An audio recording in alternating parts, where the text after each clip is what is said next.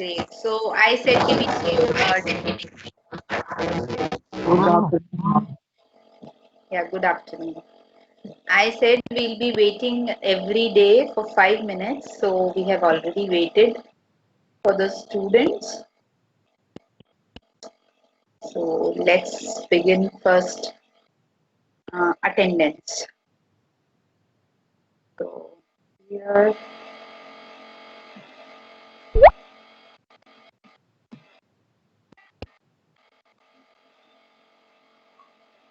Okay. So in the last class, we were doing virtual reality. We studied about augmented reality. We studied about holoportation. Today, we'll be beginning with the steps of developing educational software. Okay. So I'm going to share my screen.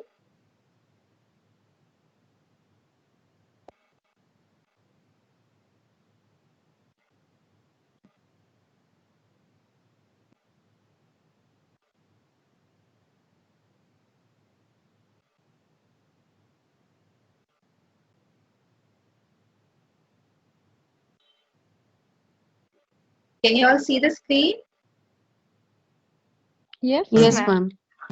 Yes, ma'am. Yes, ma'am. I will increase.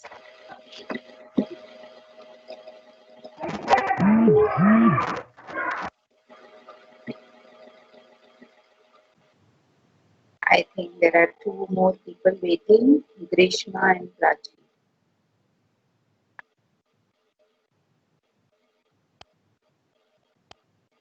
Grishma and Prachi, Yes, ma'am. बच्चे Grishma. have already taken the attendance, but I am allowing you क्योंकि 1 ही minute late हो मैंने बोला है आप लोग 5 minute में wait किया करूंगी. So already we waited for 5 minutes. So मैं attendance 5 मिनट बाद डाउनलोड कर लेती हूँ बच्चे. But this time I'm again downloading it. पर 5 मिनट में आ जाया करो बच्चे, है ना? But otherwise others have to suffer. ठीक है? Okay. Again Okay, downloading the attendance. Fine. So going back. Okay. So who will do the honors? Who would like to read? Steps in development of educational software. ma'am. Me. Yes. Name, dear? Shivang. Shivani. Yes, Shivani. Yes. Ma'am, So Shivangi. Shivangi. So Shivangi, we'll Yes. all of you will be studying these steps in 3 parts. First, we'll study the characteristics of high quality educational software. What are those characteristics on the basis of which you develop or define the quality of educational software? So we are going to read that first till the students are coming. Ma'am, shall I start? Yes, Vajra. Yes. Ma'am, I am not able to. Yes, ma'am, it's here. Ha. So, pedagogical issues. Program provides learning capabilities not achieved with other media. Instructional methodologies match the content and audience needs. Okay. Practice reinforces learned content. Okay. Individual lessons are short and spread out over a number of sessions. Okay. Lessons are customizable to the learner when possible. Example, pretest customizes the material to the students. Student progress at their own pace. Help and directions are always available. Control are built in for playing movies, animations, and audio. The interface is easy to use and guards against data loss. Novelty is used prudently. Interactions are frequent, varied, and have an instructional purpose. Okay. Interactions require the learner to apply information. New learning is applied repeatedly over time. So Uh, thank you Shivangi. Just a second, I'll explain जो भी हमने अभी पढ़ा है. जो हम characteristics पढ़ रहे हैं कि क्या कैरेक्टरिस्टिक्स होनी चाहिए एक अच्छे एजुकेशनल सॉफ्टवेयर में. So these were the pedagogical related characteristics कि किस तरह से क्या इश्यूज हैं जो होते हैं which should be taken care of. उसके बाद पेडागोजिकल इश्यूज के बाद वो बात करते हैं सब्जेक्ट मैटर की, ठीक है, तो हम उस पे भी आएंगे। बट यस, पेडागोजिकल रिलेटेड वो लोग ऐसा बोलते हैं कि जिस तरह की ऑडियंस है, जिस तरह के स्टूडेंट्स हैं, उनकी जिस तरह की नीड्स हैं, तो जो कंटेंट है वो मेथडोलॉजीज जो है वो रिलेट होनी चाहिए ऑडियंस की नीड्स के साथ में। तो जिस तरह की भी मेथडोलॉजी आपका एजुकेशनल सॉफ्टवेयर यूज कर रहा है, it should match the content and the needs of the audience, ठीक है। Then the learning capabilities are not achieved with other media. Programme इस तरह का होना चाहिए एजुकेशनल सॉफ्टवेयर में, जो प्रोग्राम होता है, that it provides learning capabilities not achieved with other media। जो दूसरे मीडिया के थ्रू आप नहीं अचीव कर पा रहे हो, वो आपका ये एजुकेशनल सॉफ्टवेयर प्रोवाइड कर पाना चाहिए, तभी तो आप ये एजुकेशनल सॉफ्टवेयर यूज कर रहे हो। If you can use it through other medias जहां पर भी अलग अलग तरह से, तो आप एक रिक्वायरमेंट ही क्यों होगी educational software? it should be able to fulfill all those things, achieve all those things which cannot be achieved with by using other media, other method। then practice reinforce होना चाहिए। then आपके जो lessons होने चाहिए उस educational software में short होने चाहिए एंड पूरे सेशंस में स्प्रेडेड होने चाहिए। ऐसा नहीं है एक तरफ बहुत बल्कि है, एक तरफ बहुत छोटा है। then customizable होने चाहिए according to the learners need. then अपनी पेस पे स्टूडेंट पढ़ सके, मतलब जब चाहे पढ़ सके, वो स्लो है तो आराम से पढ़ सके, पूरा दिन ले सके, रात को उसकी इच्छा हो रही है तो वो रात को पढ़ सके, तो according to the pace of the students वो होना चाहिए। डायरेक्शंस एंड हेल्प उसमें हर स्टेप में प्रोवाइड होनी चाहिए, तभी वो एक अच्छा एजुकेशनल सॉफ्टवेयर कहलाएगा।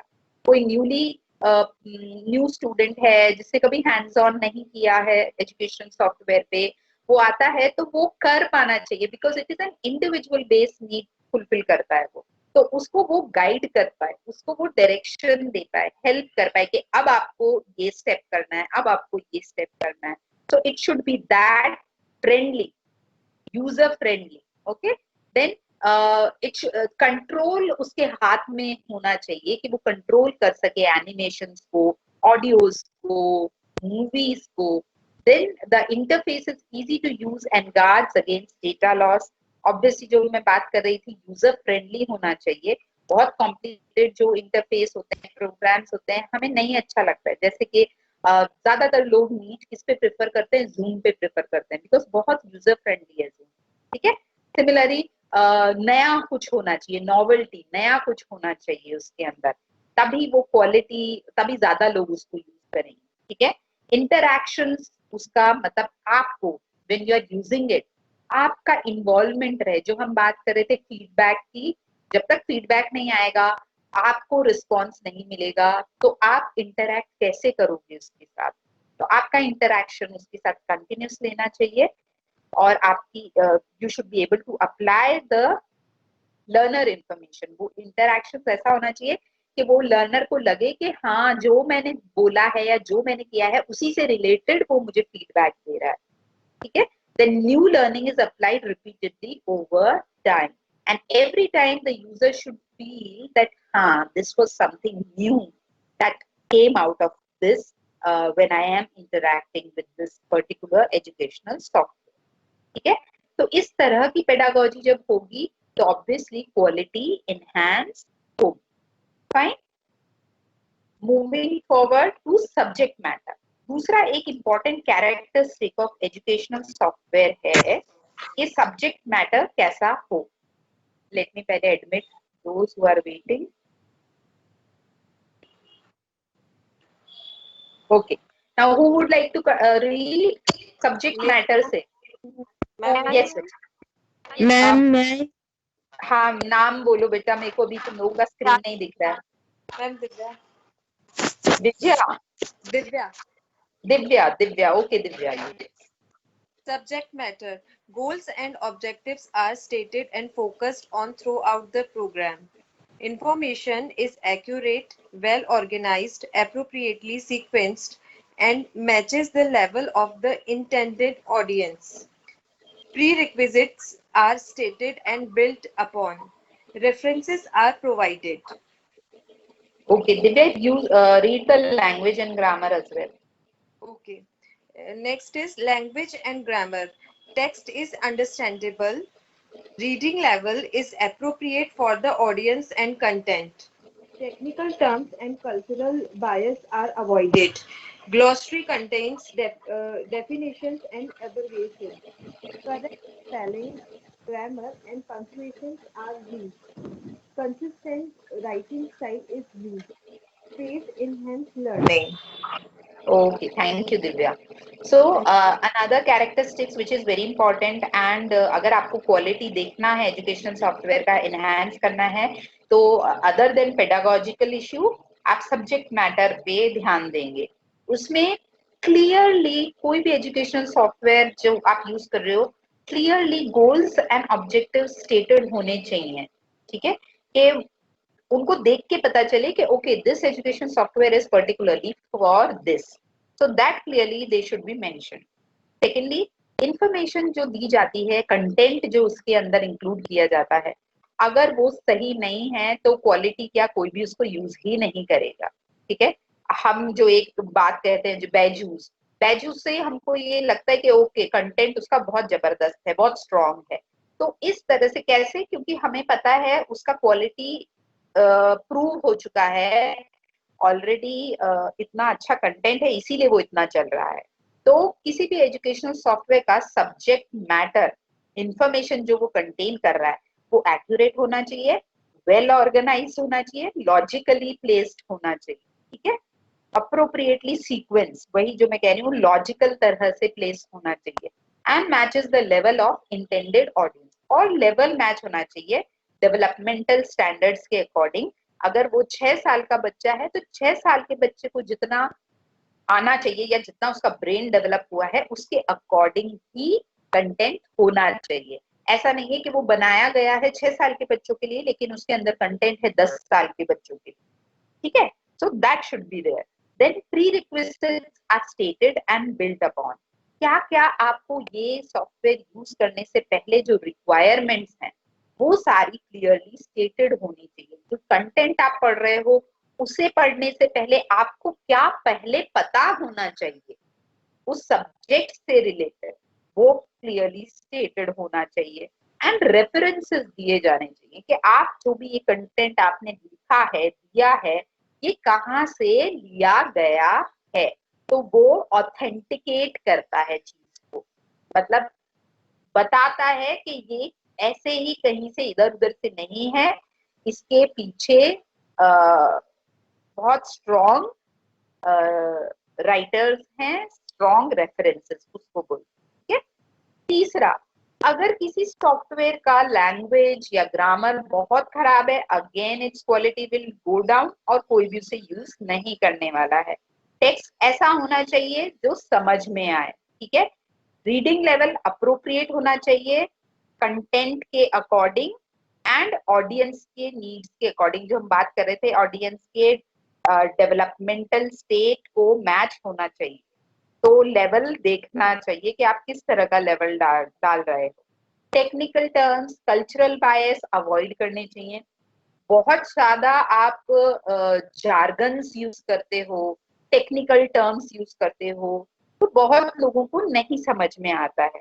तो आपकी लैंग्वेज कैसी होनी चाहिए सिंपल होनी चाहिए और आपको कल्चरल बायसेस अवॉइड करने चाहिए. कल्चरल बायसेस का एक एग्जांपल जैसे आपको बता दूं मैं अगर आप जीसीईआरटी की कोई बुक देखोगे तो वहां पे कभी कभी ऐसे होता है कि there are certain biases shown like colour में बायसनेस कभी कभी शो की जाती है. देन यू नो आप अगर कुछ आपने मूवीज देखी हो तो बहुत सारी बॉलीवुड मूवीज में गुजराती जो कैरेक्टर प्ले कराते हैं उनको कई बार ऐसे मॉकरी के उसमें यूज किया जाता है बिकॉज ऑफ द लैंग्वेज या ऐसे चीजें होती हैं. तो सिमिलरली आप अगर एजुकेशनल सॉफ्टवेयर भी यूज कर रहे हैं तो उसमें भी आपको कल्चरली बायसनेस नहीं दिखानी चाहिए, अवॉइड करना चाहिए, ठीक है। Glossary contains definitions and abbreviations, बहुत अच्छी ग्लॉसरी होगी तो बच्चे को हेल्प मिलेगी पढ़ने में। ग्लॉसरी होती है जब आपके पूरे एजुकेशन सॉफ्टवेयर में, या जो भी आप मान लो यूनिट 1 आप उसमें पढ़ रहे हैं, तो उसमें जो भी कुछ ऐसे टर्म्स हैं जिनका एक्सप्लेनेशन इज रिक्वायर्ड, वो चीजें ग्लॉसरी में दी होती हैं। तो अगर आपको वहां पे से मीनिंग तो वहां पे इलेबोरेट फॉर्म में नहीं लिखा है, तो आप ग्लॉसरी में जाके देख सकते हो, तो वहां पे आपको उसके एब्रिविएशंस भी मिलेंगे, डेफिनेशंस भी मिलेंगे, तो आपका कंसेप्ट क्लैरिटी बढ़ेगा, ठीक है। करेक्ट स्पेलिंग, ग्रामर, पंक्चुएशंस होने ही चाहिए ऑब्वियसली। अगर आप लैंग्वेज लिख रहे हो, जिस भी लैंग्वेज में लिख रहे हो, वो लैंग्वेज पूरी तरह से सही होनी चाहिए। कंसिस्टेंट राइटिंग स्टाइल बार बार बदलनी नहीं चाहिए, ठीक है, क्योंकि बच्चे डिस्ट्रैक्ट होंगे। Pace enhances learning. आपको प्रॉपर स्पेसिंग वगैरह, जब आप कोई लैंग्वेज कर रहे हो, लिख रहे हो, तो आपको प्रॉपर स्पेसिंग वगैरह उसमें देना चाहिए, ठीक है। यहाँ तक अभी तक समझ में आया है सबको? Yes, ma'am. Yes, ma'am. यहाँ तक अभी कोई क्वेरी है तो बच्चे पूछ सकते हो, ठीक है, आगे बढ़े तो।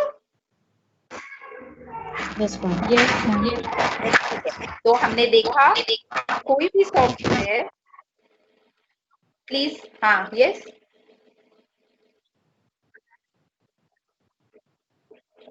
I'll give this document to you बच्चे, है ना, समझना है तो बोलो। समझ में आ गए ना, ठीक है, okay. So till now we have covered 3 points जो हमारी कैरेक्टरिस्टिक्स होनी चाहिए to make a high quality educational software. Pedagogical issues हमें क्या क्या देखने चाहिए, सब्जेक्ट मैटर में हमें क्या क्या देखना चाहिए, लैंग्वेज एंड ग्रामर में हमें क्या ध्यान रखना चाहिए, and now surface features and questions, answers and feedback. So who would like to read? पहले भी 2-3 बच्चों ने बोला था। Ma'am. हाँ बच्चे,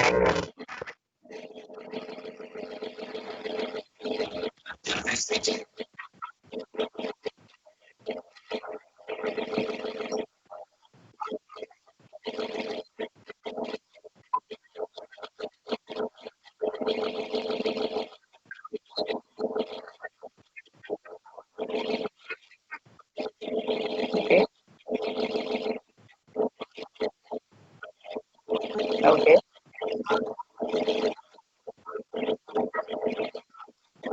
okay,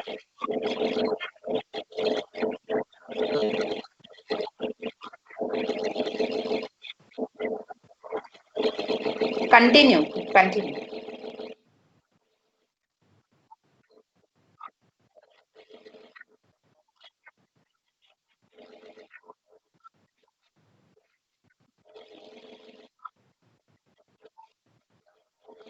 Okay, I think that's है, yeah, read it please.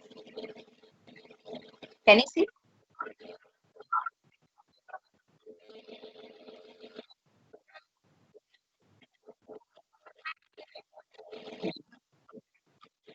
Hmm.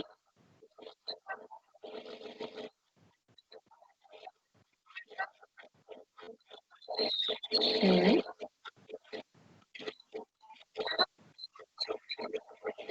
Thank you. Is it who is reading? I cannot see the screen actually. I just see the PPT. Okay, thank you, Prabhat. And who else wanted to read? That bacha has said twice, but बार बार रह जाता है. Preeti? No.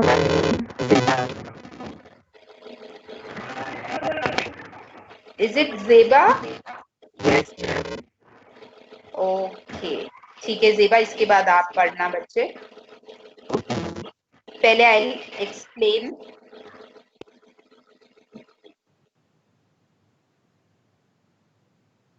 Okay, here we go. So surface features, program characteristics, that's surface features का मतलब है जो आप लोगों को विजिबल है, वो चीजें क्या उनमें हमें ध्यान रखना है। क्या क्या आप लोगों को दिखता है, आप लोगों को जो भी स्क्रीन पे आ रहा है, जो भी सुन रहा है, जो भी आप एनिमेशन देख रहे हो, वीडियो देख रहे हो, ऑडियो देख रहे हो, उस तरह के जो ऊपरी ऊपरी वाले जो फीचर्स है वो क्या होने चाहिए।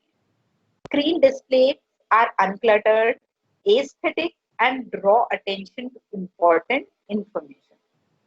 स्क्रीन के जो डिस्प्ले आ रहे हैं बहुत फ्लैशी नहीं होने चाहिए, बहुत ज्यादा ऐसे झिंटा कलर जो हम कहते हैं ना वैसे नहीं होने चाहिए, दैट इज फ्लैशी। एस्थेटिक होने चाहिए, आप जब उसको देखो तो आपका माइंड काम हो, ठीक है, सूदिंग लगे आप, एस्थेटिक इज दैट, ठीक है, ब्यूटी हो उसके अंदर, एंड अनक्लटर्ड हो, मतलब बहुत ज्यादा कुचड़ पुचड़ ऐसे जम्बल्ड ऐसे ना, आराम से बहुत खुला खुला, so that you also understand it clearly and देख के लर्न होता है। यू ऑल नो कि पांचों सेंसेस से हमारे लर्निंग होती है, तो देखने में बहुत इंपॉर्टेंट एक अफेक्ट होता है, तो देख के आपको लर्न हो, आपका अटेंशन ड्रॉ करे, इंपॉर्टेंट इंफॉर्मेशन कुछ इस तरह से प्लेस्ड हो, ठीक है, जैसे कुछ होता है ना हम नोट करके लिखते हैं कि दिस इज इम्पोर्टेंट, तो हाईलाइट वो आता है, उस तरह से आपकी आईज कैच करें इंपॉर्टेंट इंफॉर्मेशन, इस तरह से प्लेस हो। मीडिया में text, video, audio, animation, they should be used in such a way कि वो सपोर्ट करें आपकी लर्निंग को, नॉट बस के हाँ डालने के लिए डाला है, ऐसा नहीं होना चाहिए। इस तरह से उनका लॉजिकल प्लेसमेंट होना चाहिए। वही एक अलग से वही चीज वापस से है कि उनमें भी एस्थेटिक्स होना चाहिए, बहुत फालतू का मतलब बहुत केओटिक नहीं होना चाहिए, बहुत ज्यादा you know what should I से क्लमजी ऐसा नहीं होना चाहिए। सो it should help you learn. Student is protected from irreversible errors, ठीक है, मतलब ऐसे एरर्स नहीं होने चाहिए जिनको आप वापस से रिवर्स नहीं कर सको, वापस से आप उसको करेक्ट ना कर सको। जैसे एग्जाम्पल इन्होंने दिया हुआ है एंडिंग अ टेस्ट अर्ली, ठीक है, तो आपका अगर आपके अभी भी क्वेश्चंस बाकी हैं और आपका टेस्ट क्लोज हो गया है, तो you can not do now anything, आपके 4 क्वेश्चन रह गए तो रह गए, now what will you do. तो इस तरह के एरर्स नहीं होने चाहिए, इरिवर्सिबल एरर्स। आप लोगों ने जब बीएड का एंट्रेंस एग्जाम दिया था तो बहुत सारे ऐसे प्रॉब्लम्स भी हुई थी आई थिंक किसी ना किसी बच्चे के साथ, या जब हमने मॉक टेस्ट दिया था, मेन टेस्ट में तो कुछ नहीं हुआ, but we took mock test इसीलिए कि हम जो भी सॉफ्टवेयर में प्रॉब्लम हो रही है वो हमको पता चले and we can correct that, क्योंकि वी डिडंट वांट कि जो मेन जो आपका जिस दिन एंट्रेंस है उस दिन अगर कुछ ऐसा ना हो जो इरिवर्सिबल हो, जिस एरर को करेक्ट नहीं किया जा सके। ओके, सो इन नहीं दैट मैम, मेरे साथ हुआ था मेन में भी हुआ। हाँ वो हुआ हाँ, था मेरे हुआ था। साथ। Yes, ma'am.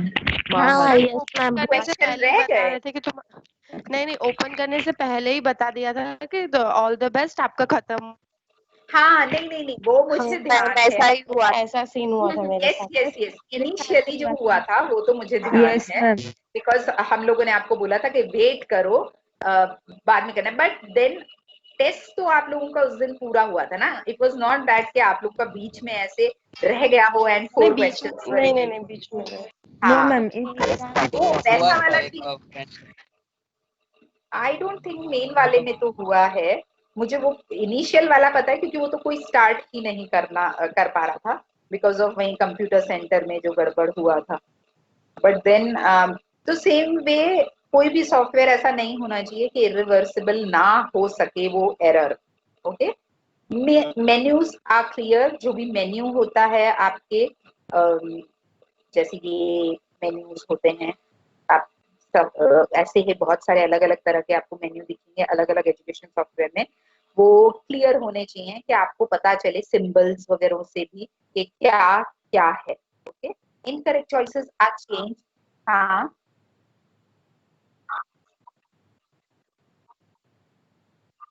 हम्म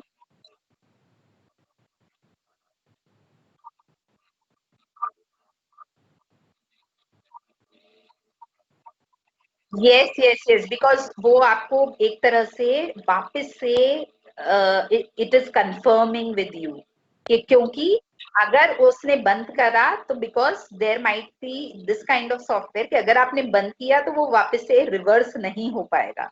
तो either they put this kind of information to let you know कि भाई आप कंफर्म कर लो, 2 बार देख लो, ओके, बिकॉज आप अभी बंद कर दोगे then this will not be continue. हाँ, yes, definitely. Yes, yes. Very good example, Prabhat.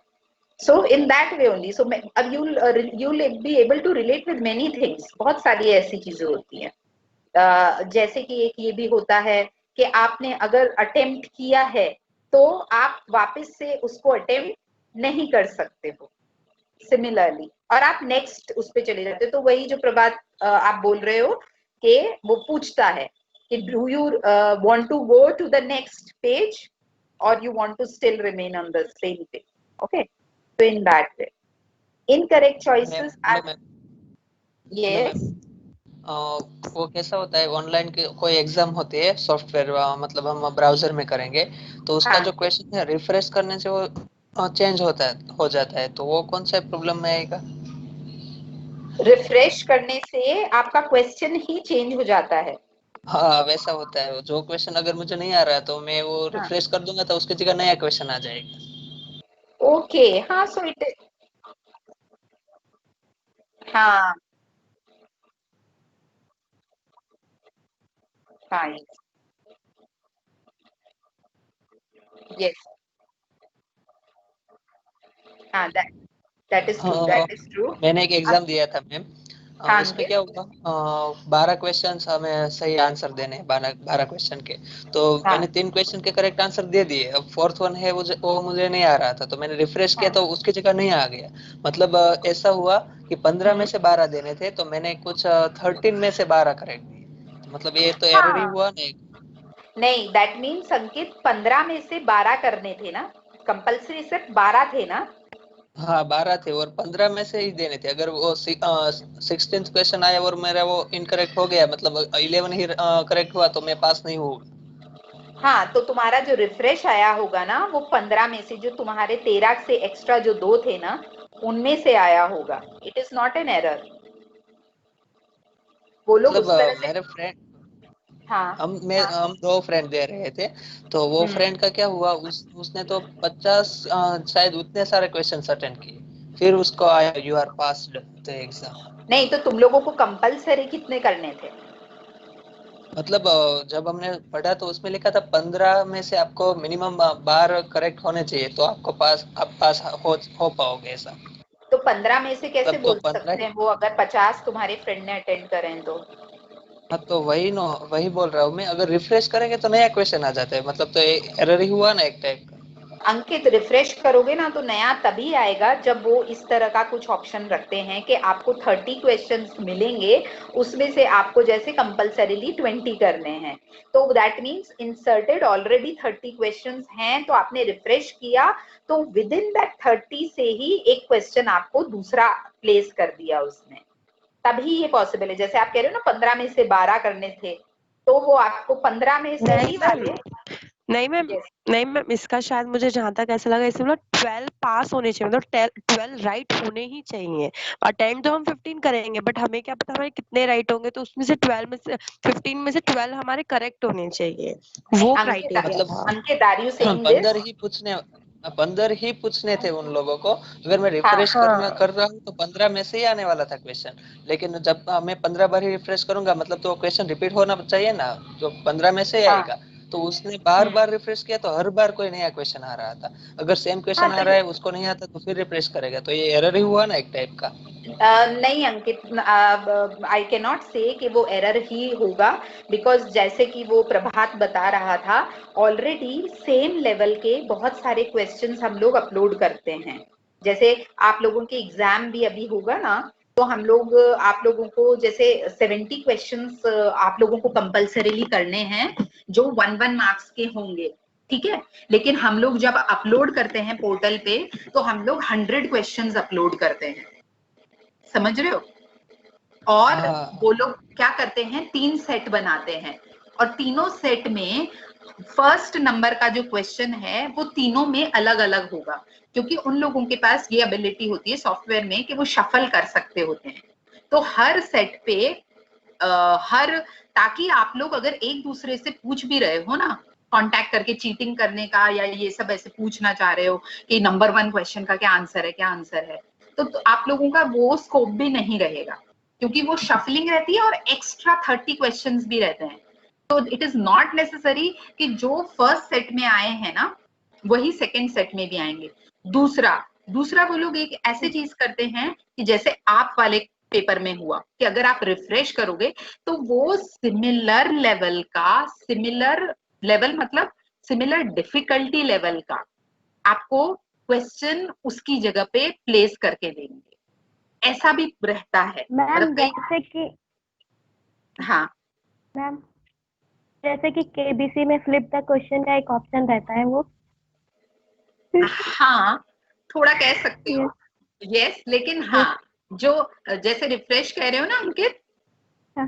तो उसमें ऐसा भी होता है कि आपके सिमिलर डिफिकल्टी लेवल वाले वो लोग 4-5 क्वेश्चन डाल के रखते हैं, मतलब हर एक क्वेश्चन के साथ में सिमिलर डिफिकल्टी लेवल का एक और क्वेश्चन एंटर्ड रहता है। ऐसे भी रहता है, जैसे लो डिफिकल्टी लेवल है तो उसी से एक और मांगा जाएगा और एक और एंटर्ड रहेगा उस पोर्टल में with same standard, with same content, with same difficulty level. तो वो चीजें भी होती हैं। तो until and unless I know about कि आपने वो कहाँ पे दिया था, कौन सा एग्जाम था, क्या डिटेल्स थी, we cannot say कि वो एरर ही था। ओके है ना अंकित? हाँ ओके। ओके चलो तो अभी आगे चलेंगे। कौन रीड करने वाला था? कोई एक मेरा बच्चा था जो 2 बार बोल चुका है। मैम जेबा। हाँ मैम जेबा। हाँ जेबा, यस जेबा। एक मिनट, हमारा शायद कुछ एक्सप्लेनेशन मेरा अभी रह गया। Incorrect choices are changed without penalty. कई जगह ये भी अच्छे से होता है, बिकॉज आप कोई सॉफ्टवेयर यूज कर रहे हो तो हर सॉफ्टवेयर आप एग्जाम के लिए थोड़ा ना यूज कर रहे हो, आप अपनी सेल्फ स्टडी के लिए यूज कर रहे हो, आप अपनी अंडरस्टैंडिंग लर्निंग के लिए यूज कर रहे हो। तो ये चीजें हर जगह नहीं होंगी कि आपको पेनल्टी लगी है और ये लगी है, इनकरेक्ट हुआ तो आप अब रॉन्ग हो गया, मार्क्स हो गए, तो जरूरी नहीं है। It is there in every education software. Bookmarks show completed sections. आपके कुछ ऐसे सिंबल्स होने चाहिए ऊपर, आपको स्क्रीन पे दिखने चाहिए कि ये सेक्शंस आपके कंप्लीट हो गए हैं या ये कंटेंट आपका कंप्लीट हो गया है, so दैट जब भी आप उसमें अंदर जाओ तो आपको पता रहे कि अच्छा मैं ये वाला तो सब कवर कर चुका हूँ या कर चुकी हूँ, अब I have to move on to next. Similarly input आपका एफर्टलेस रहे, बहुत ईज से आप उसको यूज कर सके, अंदर जा सके। Ending is also clearly indicated, और जब भी आप उसे खत्म करें तो वो भी आपको स्क्रीन पे क्लियरली पता चले। Question answers feedback questions reflect the lesson objectives. इस तरह से होने चाहिए क्वेश्चंस कि आपके जो लेसन्स आप जो पढ़ के आए हो, जिसके लिए आप उनको अब क्वेश्चंस को सॉल्व कर रहे हो, तो आपको पता चले कि okay this is related to this particular objective. Questions are interspersed throughout the lesson. पूरे लेसन में इक्वली इवैल्यूएशन डिवाइडेड होना चाहिए, जिसको हम कहते हैं ना कंटिन्यूअस इवैल्यूएशन, कि 2 पॉइंट पढ़े और उसके बाद 2 क्वेश्चन आ गए, फिर 3 पॉइंट पढ़े उसके बाद वापस 2-3 क्वेश्चन आ गए। तो in that question should be spread in the entire lesson. Answering questions is simple and easy होना ही चाहिए। क्लियरली मार्क्ड होने चाहिए answers. Learners do not have to answer a question correctly before proceeding. और ये जरूरी नहीं होना चाहिए कि भैया जब तक तुम ये क्वेश्चन का आंसर सही नहीं दोगे तुम आगे बढ़ ही नहीं सकते। अगर बच्चा बोर्ड है एंड वो बहुत बार पढ़ चुका है वो चीज, या उसको पढ़ना ही नहीं है वो चीज, वो सीधे डायरेक्ट सेकंड वाले को पढ़ना चाहता है, इसके बाद वाले घंटे को, then he or she should be able to move there, proceed to that thing. जरूरी नहीं होना चाहिए कि नहीं ये क्वेश्चन के आंसर्स करने के बाद ही आप प्रोसीड कर पाओ, ठीक है? तभी तो हम बोलेंगे learning at your own pace. आपको जिस तरह से पढ़ना है, जब पढ़ना है, जो कंटेंट पढ़ना है वो आप पढ़ो। It is 3A, anywhere, any time and any, I am forgetting the third, anywhere, any time, कोई हेल्प करेगा? Any place. Any place, very good. कौन बोला? Pooja Sharma. रुचा? Pooja Sharma ma'am. Pooja Sharma. Thank you Pooja. Yes. Very good. So any time, anywhere and Welcome, ma'am. Any place. क्या बच्चे? हाँ, okay. So आगे बढ़ते हुए, where was I? Correct answers are confirm. आपको पता चलना चाहिए कि आपने सही आंसर किया है, तो उसको कंफर्म करना चाहिए कि आपने सही दिया है. Feedback differentiates between inappropriate entries and incorrect response. आपको फीडबैक क्लियरली इस तरह का मिलना चाहिए कि आपको पता चले डिफरेंस हो उन फीडबैक्स में, कि गलत आंसर का फीडबैक अलग होना चाहिए और आपने गलत तरह की एंट्री करी है, मतलब स्टेप्स आपने सही नहीं फॉलो करे हैं, उसका फीडबैक अलग होना चाहिए. मतलब वो क्लियरली आपको पता चलना चाहिए, वो बता पाए आपको अच्छे से. ऐसा एजुकेशन सॉफ्टवेयर होना चाहिए. Feedback is informative, corrective, clear and response specific. और फीडबैक जो भी हो वो बहुत ही क्लियर होना चाहिए, इंफॉर्मेशन होनी चाहिए उसमें कि सिर्फ गलत है, ओके, इससे भी आप एक स्टेप आगे जा सकते हो, आपका इस कंटेंट में ये चीज गलत है, may be, I am just guessing. तो बहुत इंफॉर्मेटिव होना चाहिए और बहुत स्पेसिफिक होना चाहिए, जिससे रिलेटेड आपका क्वेश्चन उसी से रिलेटेड स्पेसिफिक होना चाहिए. तो आई थिंक ये सारा यहाँ तक सब क्लियर है. तो we Yes, ma'am. What did we see? ma'am. Yes. Hello ma'am. Yes. Yes Yes, बच्चे. ma'am. मैम आपको पेनल्टी में बोला, पेनल्टी इन द सेंस मतलब? पेनल्टी इन द सेंस जैसे आपके कई सॉफ्टवेयर होते हैं जो आपको गेम के फॉर्म में खिलाते हैं, ओके, कि आपने ये विन किया और अगर आपका ये गलत है तो आप वापस से आपने ये लूज किया, आपने इतने पॉइंट्स वापस से लूज कर दिया, आपके पेनल्टी है, आपके 2 पॉइंट इसमें काट दिए जाएंगे. ऐसे होता है ना? Okay okay ma'am. Okay. Yes. तो हमारे सो लेट्स रिवाइज. पहला हमने किससे रिलेटेड देखा? Pedagogical issues. ठीक है. नेक्स्ट हमने क्या देखा? Subject matter. Subject matter. Subject matter. Third? Then language and grammar. Language grammar. Very good. Fourth? And surface Surface feature. Surface ऊपर से feature. Display. Yes. And fifth? And question answers and Question. Very good. उसके बाद अब हम आते हैं invisible function से. जेबा बहुत देर से वेट करिए. जेबा स्टार्ट.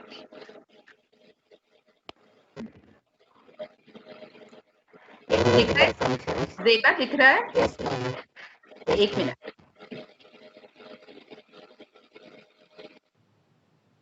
हाँ.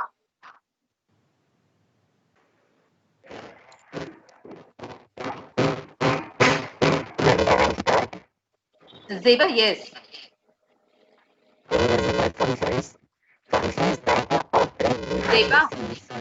जेबा कुछ प्रॉब्लम हो रहा है बच्चे, आपके साउंड नहीं आ रहा है क्लियरली. अब नहीं, कुछ तो आपका कुछ ऑन है क्या? कुछ गैजेट पड़ा है आपके पास में?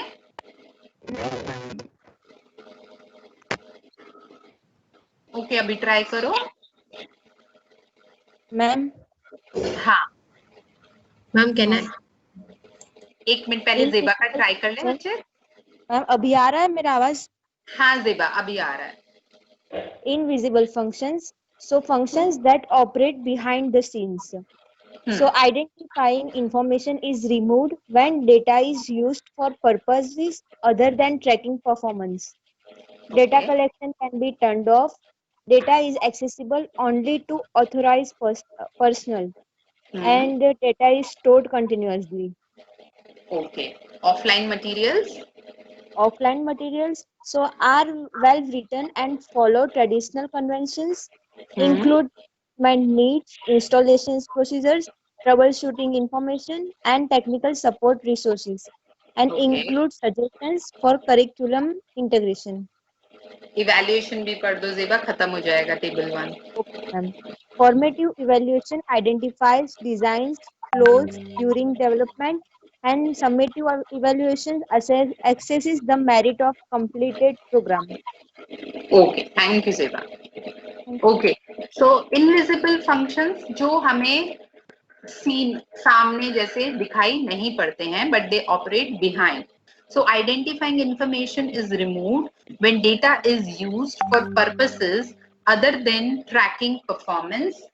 App data collection can be turned off. Data is accessible only to authorized personnel and data is stored continuously.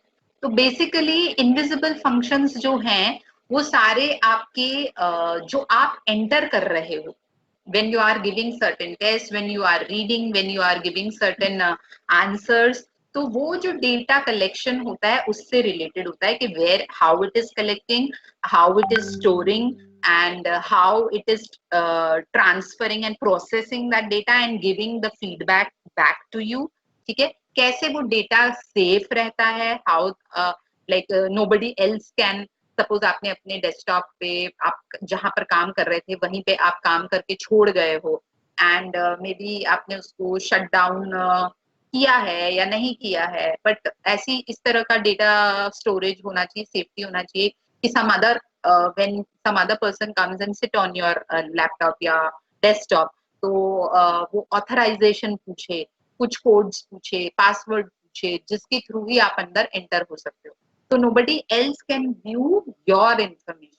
जैसे आप लोगों की सबकी प्रोफाइल्स है ना MSU पे, nobody else can enter into your profile. है कि नहीं? Sign in copy. हाँ.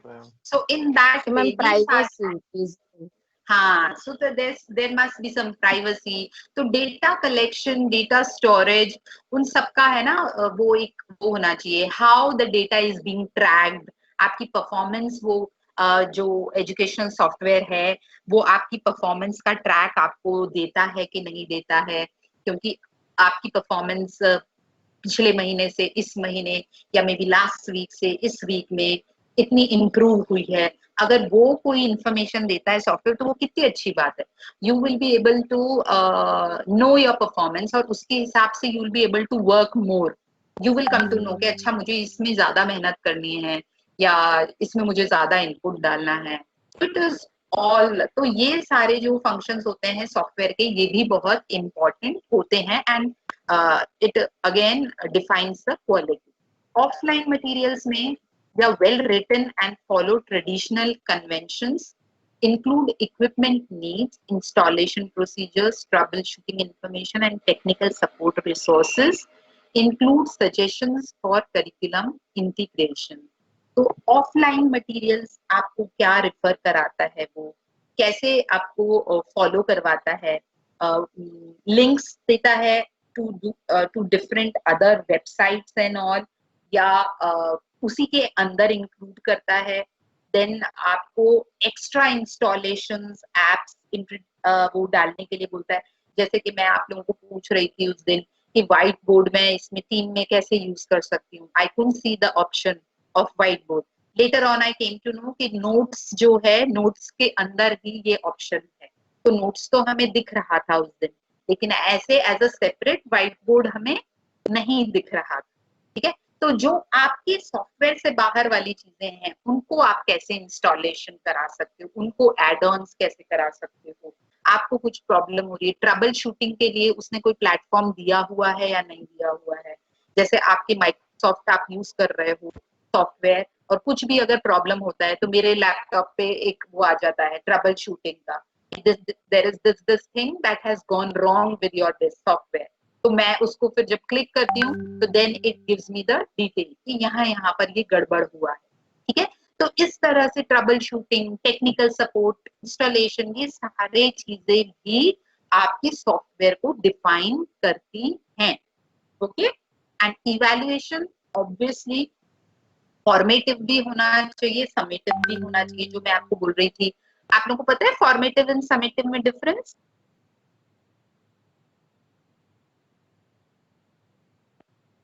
हाँ बच्चे? Yes, ma'am. Yes. The long question answer. Objective and subjective कौन बोल रहा था? प्रभात बोल रहा था। ओके, उसके बाद कौन बोला? मैम कृति? कृति। कृति, कृति क्या बोल रहे थे? यस मैम, फॉर्मेटिव मतलब पूरा एमसीक्यू बेस्ड वो वाला ऑब्जेक्टिव, एंड समेटिव में फिर long question answers, short question answers, all those. Okay बच्चे, पहले तो मैं बता दूं, दोनों के दोनों आप लोगों का ये चीज नहीं सही है, because formative ma'am yes yes ma'am assignment भी हम इंक्लूड कर सकते हैं ना फॉर्मेटिव असेसमेंट में, शायद देखो कोई टेस्ट हो देखो चाहे assignments। Formative is constructive something. Formative means construction, constructive, actually productive. Formative assessment जो ओके होता है उसमें ठीक है, मैंने आप लोगों का सबका सुना, but actually the basis of classification जो आप कर रहे हो ना वो ही गलत है। It is not at all decided formative summative on the basis of कि किस तरह के आप आइटम्स या क्वेश्चंस पूछना चाह रहे हो, इस पे नहीं डिपेंड करता है। Formative and summative, summative that is entire year आपने जो किया उसका एक साथ आपने समेटिव ले लिया। दैट मीन्स पूरे साल का आपका जो लर्निंग हुआ है, you are testing it at a one go, एक बार में। एंड फॉर्मेटिव आप क्या कर रहे हो, आप बीच बीच में एवरी मंथ समझ लो, एवरी वीक समझ लो, आप जो बीच बीच में जो नॉलेज टेस्ट करते रहते हो, जैसे स्कूल्स में होता है यूनिट 1 खत्म हो गया एक टेस्ट ले लिया, यूनिट 2 खत्म हो गया एक टेस्ट ले लिया, यूनिट 3 खत्म हो गया एक टेस्ट ले लिया। एमसीक्यू पूछो उसके अंदर या आप सब्जेक्टिव पूछो, डजंट मैटर, ठीक है। आप असाइनमेंट से आप उनका लर्निंग टेस्ट कर रहे हो, प्रोजेक्ट से टेस्ट कर रहे हो, डजंट मैटर, प्रैक्टिकल से टेस्ट कर रहे हो, डजंट मैटर।